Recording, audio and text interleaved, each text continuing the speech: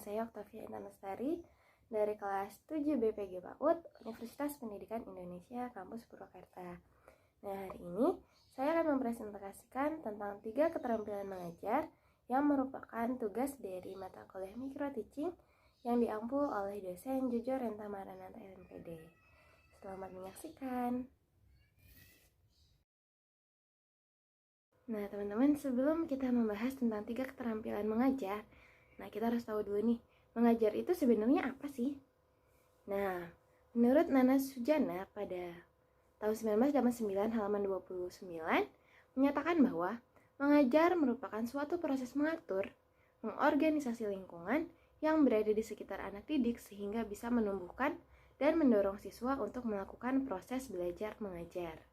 Nah, sejalan dengan Nana Sujana, Nasution pada tahun 1982 halaman 8 juga menyebutkan bahwa mengajar merupakan segenap kegiatan kompleks yang dilakukan oleh guru untuk mengorganisasi dan mengatur lingkungan dengan sebaik-baiknya yang kemudian menghubungkan dengan anak sehingga terjadilah proses belajar mengajar. Nah, teman-teman, dari kedua pengertian mengajar yang tadi sudah disebutkan, bisa kita ambil ya bahwa keduanya ini menyebutkan bahwa mengajar ini merupakan suatu proses untuk mengatur dan mengorganisasi. Nah, makanya untuk mengatur dan mengorganisasi ini, guru-guru ini perlu yang dinamakan keterampilan mengajar. Jadi, mengajar itu bukan hanya sekedar kita memberikan materi, namun harus ada beberapa kiat-kiat agar pembelajaran yang kita sampaikan kepada anak ini bisa diterima dengan baik, dengan benar, dan sesuai dengan apa yang kita harapkan. Seperti itu. Nah, keterampilan mengajar yang pertama yaitu adalah keterampilan membuka atau set induction. Nah, membuka pembelajaran atau set induction adalah aktivitas yang dilakukan guru untuk menciptakan kondisi siap mental, menumbuhkan perhatian, dan meningkatkan motivasi siswa agar terpusat pada kegiatan belajar mengajar yang dilakukan. Nah, karena jika siswa sudah memiliki kesiapan untuk belajar, maka tidak terlalu sulit bagi guru untuk memulai pembelajaran selanjutnya. Nah, jadi teman-teman, keterampilan membuka ini adalah seperti yang kita tahu anak PAUD ya teman-teman. Kadang kan anak PAUD kalau misalkan masih baru datang nih dari rumah masih ada yang setengah ngantuk, masih ada yang pengen sama mama, kayak gitu. Nah, makanya kenapa keterampilan membuka ini sangat penting dimiliki oleh guru agar anak-anak ini dapat memiliki kesiapan untuk melakukan pembelajaran selanjutnya. Nah, tujuan dari keterampilan membuka pembelajaran ini yang pertama adalah membangkitkan motivasi dan perhatian. Nah, yang kedua, membuat siswa memahami bentuk tugas. Yang ketiga, menyiapkan mental siswa untuk memasuki kegiatan inti pembelajaran.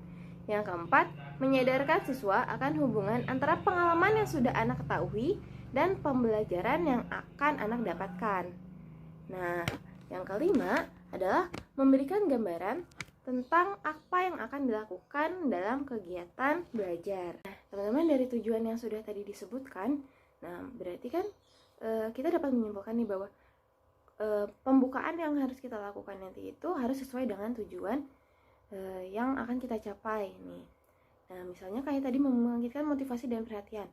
Nah, bisa sebelum kita memulai pelajaran, kita bisa melakukan senam atau bernyanyi bersama, menanyakan anak tentang apa yang sudah mereka lakukan saat di rumah kemarin, seperti itu. Nah, itu juga dapat untuk menyiapkan mental siswa agar siswa tuh, oh, aku tuh di sekolah berarti aku harus belajar. Nah, hari ini kita sudah mulai belajar, berarti aku harus mendengarkan apa kata ibu guru, seperti itu. Nah, ada juga menyadarkan siswa akan hubungan antara pengalaman yang sudah anak ketahui dan pembelajaran yang akan dia miliki. Nah, jadi di pembukaan ini teman-teman, kita juga bisa menghubungkan nih dengan apa yang sudah anak ketahui gitu. Misalnya, kita hari ini akan belajar tentang anggota tubuh. Oke teman-teman, siapa yang tahu berapa mata kita ya? Nah, seperti itu misalnya. Jadi, apa yang anak ketahui ini kita tambahkan dengan informasi-informasi baru. Misalnya, Marno dan Idris tahun 2008 halaman 92-93 menyebutkan ada 5 prinsip membuka pelajaran. Yang pertama, singkat, padat, dan jelas. Yang kedua, tidak diulang-ulang dan tidak berbelit-belit. Yang ketiga, menggunakan bahasa yang mudah dipahami anak. Yang keempat, disertai dengan contoh atau ilustrasi seperlunya.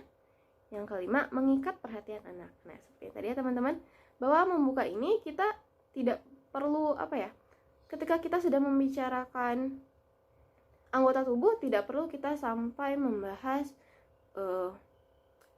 transportasi atau yang lain. Jadi cukup fokus ke tema yang sedang kita pelajari hari ini. Nah, lalu menggunakan bahasa yang mudah dipahami anak juga gitu. Jadi tidak mungkin ya kita menggunakan bahasa yang sulit diterima anak, karena anak juga tidak akan mengerti, nantinya malah bisa menimbulkan miskonsepsi pada anak. Nah, juga disertai dengan contoh atau ilustrasi yang seperlunya. Jadi karena anak-anak ini kan dia belum bisa ya teman-teman kalau hanya membayangkan tapi bendanya itu tidak ada di depannya. Makanya kenapa pembelajaran di PAUD ini harus dikaitkan dengan pengalaman yang sudah dia ketahui. Nah, lalu selanjutnya ada komponen dalam membuka pelajaran. Yang pertama, menarik perhatian siswa. Yang kedua, memudahkan motivasi belajar siswa. Yang ketiga, memberikan acuan atau rambu-rambu tentang pembelajaran. Yang keempat adalah membuat kaitan. Nah, teman-teman, dari tadi ya kita sudah membahas selalu ada menarik perhatian siswa dan menumbuhkan motivasi belajar siswa. Nah, ini merupakan salah satu tujuan utama dari membuka pelajaran ini. Makanya kenapa guru-guru ini harus memiliki keterampilan untuk menarik perhatian siswa dan menumbuhkan motivasi belajar siswa di saat membuka pembelajaran, agar pembelajaran yang akan kita sampaikan kepada anak ini, anak siap untuk menerimanya. Nah, seperti itu. Selanjutnya, teman-teman, ada keterampilan menjelaskan. Kalau tadi kita sudah membahas tentang keterampilan membuka, selanjutnya ada keterampilan menjelaskan yang merupakan bagian inti dari pembelajaran. Nah, keterampilan menjelaskan dalam pengajaran adalah penyajian informasi yang terencana secara lisan yang diorganisir dengan sistematis untuk menunjukkan adanya hubungan antara satu pesan dengan pesan lainnya, sehingga tercapailah suatu pemahaman yang diinginkan. Nah, penjelasan dari guru haruslah tidak rancu, di mana bisa mengakibatkan salah pengertian bagi siswa, dan agar tercapainya hasil yang optimal sehingga materi yang diberikan bermakna bagi siswa. Nah, kalau kita baca ya teman-teman, informasi yang terencana. Nah, makanya kenapa sebelum melakukan pembelajaran kita kan membuat seperti RPPH atau RPPM, seperti itu kan. Nah, tujuan dari memberikan penjelasan yang pertama ada membimbing siswa untuk dapat memahami ilmu pengetahuan secara objektif dan bernalar. Yang kedua, melatih siswa untuk senantiasa berkonsentrasi dalam menyimak penjelasan guru sehingga melibatkan mereka untuk berpikir sambil memecahkan masalah atau pertanyaan. Yang ketiga, untuk mendapat respon dan timbal balik siswa mengenai tingkat pemahaman serta untuk mengatasi kesalahpahaman mereka. Yang keempat, membimbing siswa untuk menghayati dan mendapat proses penalaran dengan menggunakan bukti-bukti dalam memecahkan masalah. Nah, selanjutnya ada alasan perlunya keterampilan menjelaskan bagi guru. Yang pertama, meningkatkan keefektifan pembicaraan agar benar-benar merupakan penjelasan yang bermakna bagi siswa. Pada umumnya, pembicaraan lebih didominasi oleh guru daripada siswa. Yang kedua, kadangkala penjelasan yang diberikan guru ini tidak jelas bagi murid, melainkan hanya jelas bagi guru itu sendiri. Nah, makanya kenapa sangat penting keterampilan menjelaskan ini dimiliki oleh guru. Jadi, agar guru ini bisa menyadari bahwa tadi yang sudah aku jelaskan ini anak-anak ngerti nggak sih? Nah, seperti itu. Jadi jangan sampai hanya guru yang paham tapi anaknya tidak paham, seperti itu. Makanya kenapa guru ini harus memiliki keterampilan menjelaskan. Nah, yang ketiga, tidak semua siswa dapat menggali atau memahami sendiri pengetahuan dari buku atau sumber lainnya. Nah, makanya fungsi guru di kelas ini merupakan sumber utama dari pengetahuan yang anak akan dapatkan gitu. Makanya kenapa keterampilan menjelaskan ini sangat penting untuk dimiliki oleh seorang guru. Yang keempat, kurangnya sumber tersedia yang dapat dimanfaat oleh siswa dalam memahami pelajaran. Nah, yang selanjutnya ada macam-macam bentuk menjelaskan. Yang pertama, dengan bertanya. Nah, kita ini dapat bertanya untuk memancing siswa mengeluarkan apa sih yang sudah mereka ketahui. Yang kedua ada penjelasan.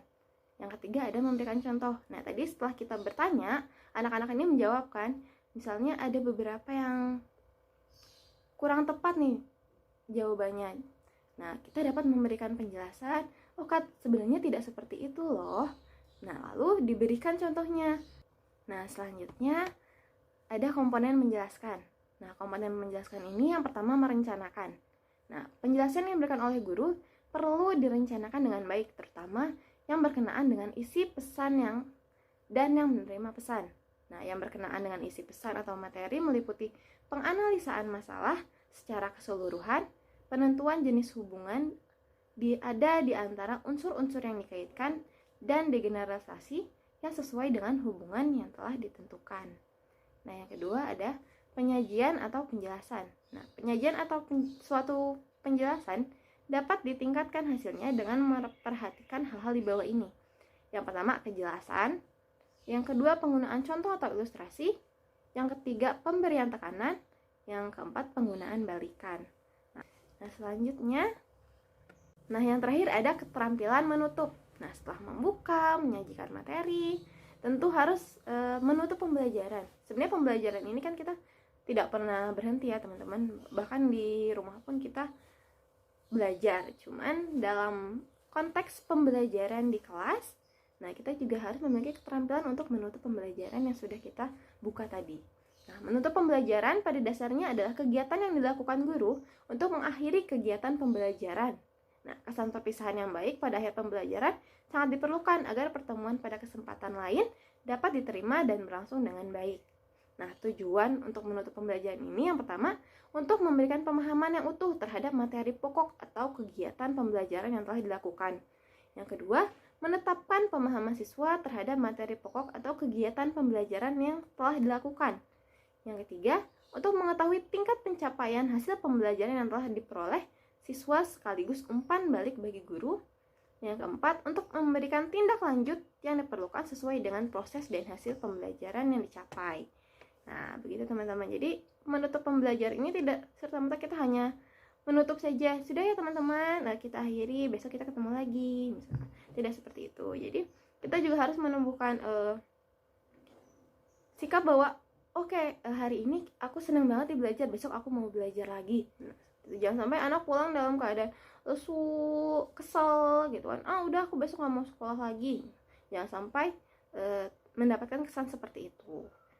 Nah, tadi menetapkan pemahaman siswa terhadap materi pokok. Nah, kita dapat melakukan recalling lagi nih teman-teman. Kayak, tadi kita sudah belajar apa aja ya? Apa saja sudah kita lakukan? Nah, yang ketiga juga untuk mengetahui tingkat pencapaian hasil pembelajaran anak. Nah, selain tadi tentang pembelajaran intinya, kita kan juga bisa melihat seperti bagaimana perkembangan sosialnya, perkembangan motorik. Misalkan hari ini dia cuma diem aja. Nah, berarti kan kita dapat memberikan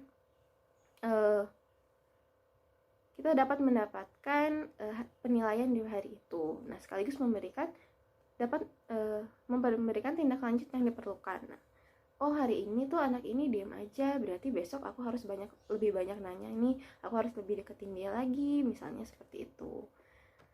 Nah, yang terakhir ada komponen menutup pelajaran. Yang pertama, untuk mengetahui pemahaman siswa terhadap inti pelajaran pada setiap akhir penggal kegiatan, guru hendaknya melakukan peninjauan kembali tentang penguasaan siswa.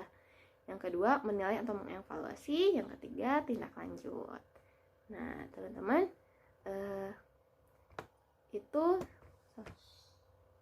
teman-teman, sekian presentasi dari saya. Mohon maaf apabila banyak kekeliruan, banyak salah-salah kata atau perbuatan. Saya akhiri. Wassalamualaikum warahmatullahi wabarakatuh. Terima kasih.